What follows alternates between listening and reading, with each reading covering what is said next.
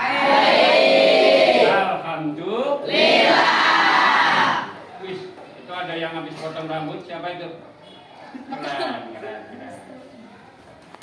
Baik, sebelum kita lanjut, Bapak pengen tahu dulu, apa kalian sudah siap untuk pelajaran? Siap. Bajunya udah dimasukin? Bukunya dibawa semua? Kursinya, mejanya, bangkunya udah rapi? Sebelum kita lanjut, Bapak pengen tahu kehadiran. KN-nya siapa? Baik. Yang nggak hadir siapa? Alhamdulillah hadir semua. Biasakan bersih, rapi. Baik.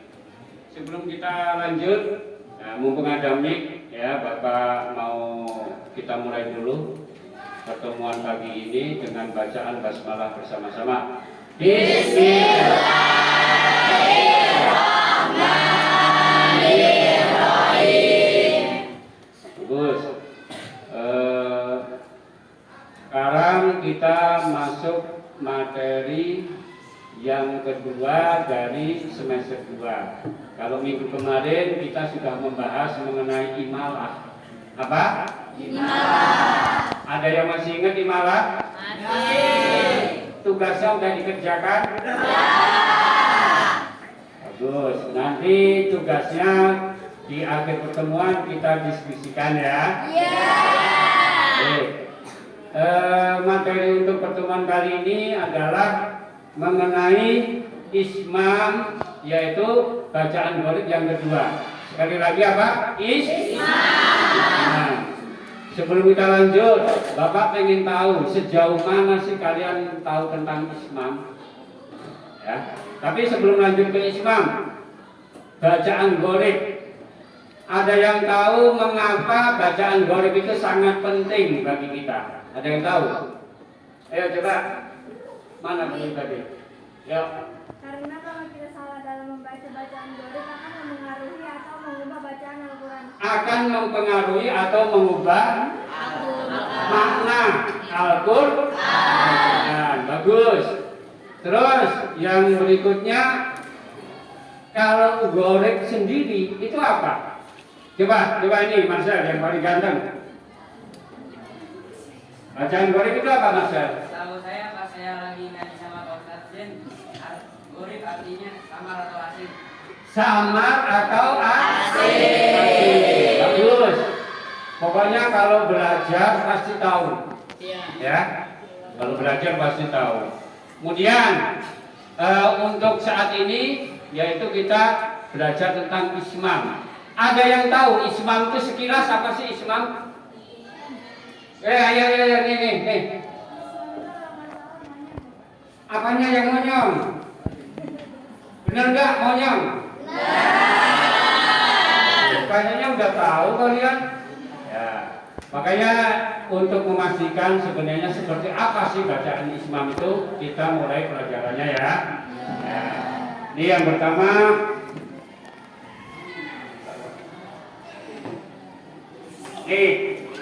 Sebelum kita lanjut, kita harus tahu tujuan pembelajaran, yaitu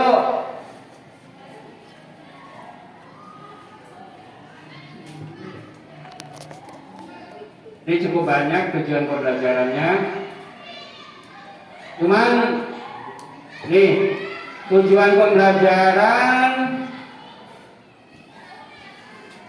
memahami dan menganalisis bacaan imalah, ismam, naql, tashil, mad, qasr agar terbiasa membaca Al-Quran dengan baik dan benar. Nah kemarin kita sudah membahas yang pertama, sekarang kita bahas ismam. Terus untuk ketercapaian indikator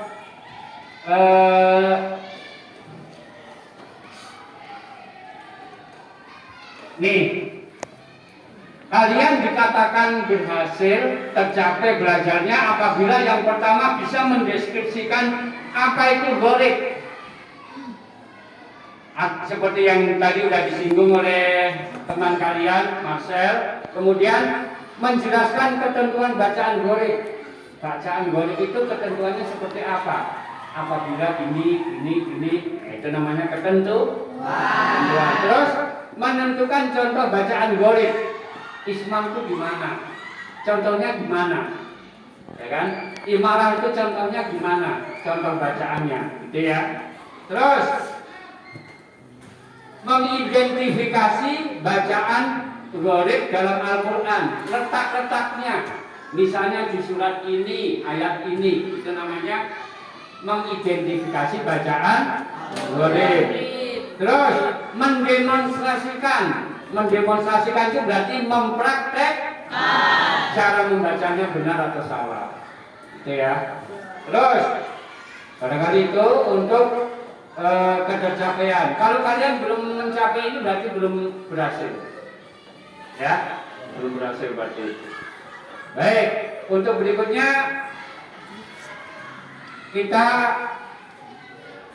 mengenal dulu pengertian ismam. Nih, ismam, kelihatan ya? Kelihatan ya? Ismam secara bahasa artinya menggabungkan, memadukan atau mencampurkan. Secara ini istilah mencampurkan dhammah pada sukun dengan memoncongkan bibir atau memonyongkan bibir. Nah, ini yang dimonyongin bibirnya, bukan yang lain ya. Ya. Kalau yang biasa atau kalau yang benar-benar monyong pasti akan gampang, ya kan? Tuh. Terus menurut Imam Hafiz di dalam Al-Quran hanya ada satu titik, yaitu la ta'manuna, tulisannya gini di surat Yusuf surat ke-12 ayat 11. Terus ada ini yang pertama dari Imam Hafiz. Terus yang kedua berikutnya la ta'manuna ini juga boleh dibaca ikhtilas, yaitu membaca harokat dengan samar dan cepat sehingga suaranya tinggal 2/3 harokat. Itu. Sampai sini paham? Ya, bagus. Ini ikhtilas ini ada yang menyebutnya rom. Apa? Rom. Gitu. Jadi ada ismam, ada rom. Ismam yang monyong, terus rom itu setengah monyong, nggak monyong-monyong banget istilahnya gitu ya. Terus untuk contoh bacaan, nih kita untuk persisnya kita lihat di sini ya.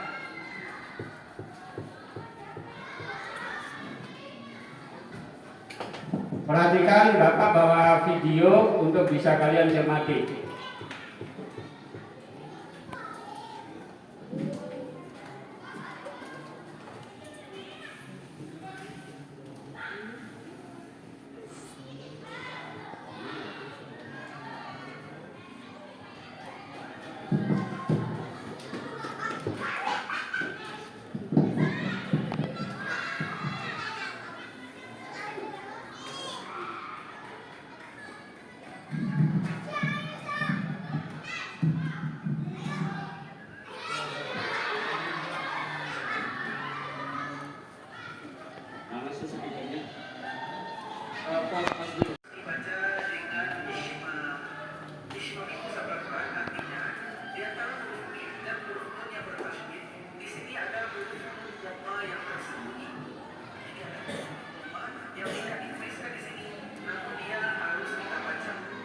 Ini cetakan mana? Nadi?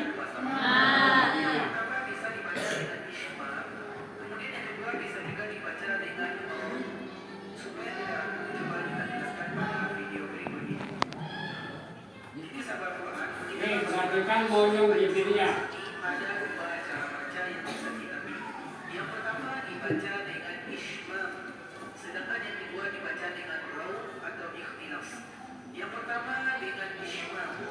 Kalau dengan ismam, menurut dhamma yang tersembunyi tadi, kita langsung idgham, langsung kita letakkan kepada nun yang bertasydid.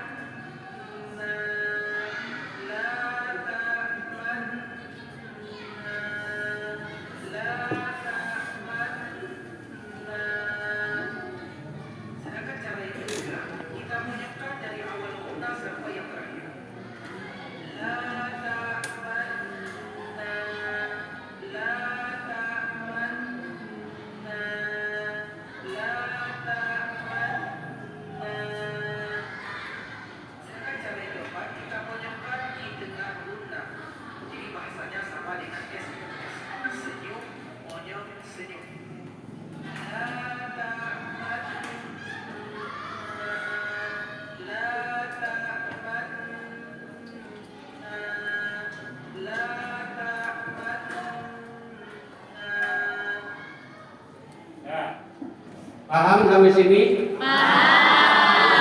Kita lewatin yang rom dulu. Rom nanti. Yang ismam menurut salah satu imam itu ada 4 cara. Semuanya ada di gunah, cuman yang membedakan diletak monyongnya. Yang pertama monyong di depan, habis itu gunah. Yang kedua gunah, monyongnya di belakang. Ada yang monyong dari awal sampai akhir, berarti monyong terus, ya kan? Terus yang keempat ada gunah, monyong, gunah lagi. Ya, yang pertama misalnya la ta'manna, tuh monyongnya bentar doang. Ya, kayak mau nyium ketek siapa? La ta'manna, itu yang pertama. Yang kedua la ta'man, biasa dulu, habis itu monyong di belakang. Nah, gitu doang. Monyong kamu. Nah, ya. Nih ulangi. Yang pertama bareng-bareng, monyong di depan. Yang kedua nanti monyong di belakang. Yang ketiga monyong dari awal sampai belakang sampai akhir. Yang keempat monyong di tengah-tengah. Monyong di tengah-tengah itu gimana? La ta'man. Paham? Ya. Yang pertama yuk, monyong di awal. 1, 2. La ta'man. Monyongnya cuma bentar. Ya, ulangi sekali lagi. Yang pertama la ta'manna. Ya. Terus yang kedua monyong di belakang. La ta'manna. La ta'manna, gitu ya. Yuk, bareng tuh yang kedua. Tuh 2. La ta'manna. Ya. Sekarang yang ketiga monyong dari awal sampai akhir. Bareng, contohnya gini. La ta'manna, monyong terus. Tuh 2. La ta'manna. Ya. Yang keempat monyongnya di tengah. Berarti gini. La ta'manna. Yuk. La ta'manna. Ya. Cuma yang sering dipakai yang ketiga, yang sering kita dengar yang ketiga. Bener enggak Pak? Bener. Kalau pakai yang pertama, model yang pertama boleh enggak? Boleh. Yang kedua boleh enggak? Boleh. Ketiga boleh enggak? Boleh. Semuanya boleh. Yang keempat itu juga boleh. Ya. Nah kalau yang raum atau ikhtilas itu malah hampir kelihatan nunya dilihatin. La ta'manna itu kan asalnya katanya la ta'manna. Nunya jadi hilang. Jadi la ta'manna. Nah, rom itu gitu. Nunya seakan-akan kelihatan, cuman tipis. La ta'man mau. Nah, seakan mau itu seakan-akan. Tapi kalau nggak biasa nanti malah gagal. Mending cari yang aman. Ya enggak? Itu. Terus barangkali ini sampai sini ada pertanyaan enggak? Ingat, ismam letaknya hanya ada di satu tempat. Di mana tadi? Surat apa? Surat apa? Surat keberapa? 11. Ayat? Surat ke-12 ayat 11. Juz 12. Ulangi, ismam letaknya ada di mana? Yusuf. Surat keberapa? Ayat keberapa? Ada di juz berapa? Ya, bagus. Ini untuk PR, ya, untuk tugas. Kalian nanti WA ke nomor Bapak. Mempraktekkan cara membaca ismam dengan 4 metode, ya. 4 cara tadi loh, ya. Ingat, yang pertama monyong di depan baru gunah, yang kedua gunah dulu baru monyong, Yang ketiga, monyong dari awal sampai akhir. Yang keempat, guna, monyong, guna. Berarti monyongnya ada di tengah. Siap? Siap nggak? Siap. Ingat, semuanya udah pada punya nomor bapak kan?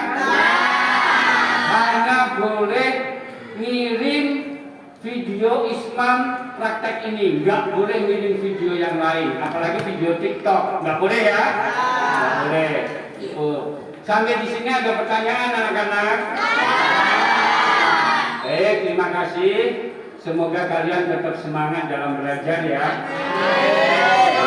Membaca Al-Quran setiap satu huruf itu nilainya 10 kebaikan. Jadi jangan sampai lelah untuk belajar membaca Al-Quran. Jangan sampai lelah, terus tadarus membaca Al-Quran. Semoga bermanfaat buat kalian. Semoga kalian menjadi semakin rajin, semakin semangat belajar. Cukup. Kita akhiri dengan bacaan hamdalah. Alhamdulillahirabbil alamin. Terima kasih. Assalamualaikum warahmatullahi wabarakatuh. Waalaikumsalam.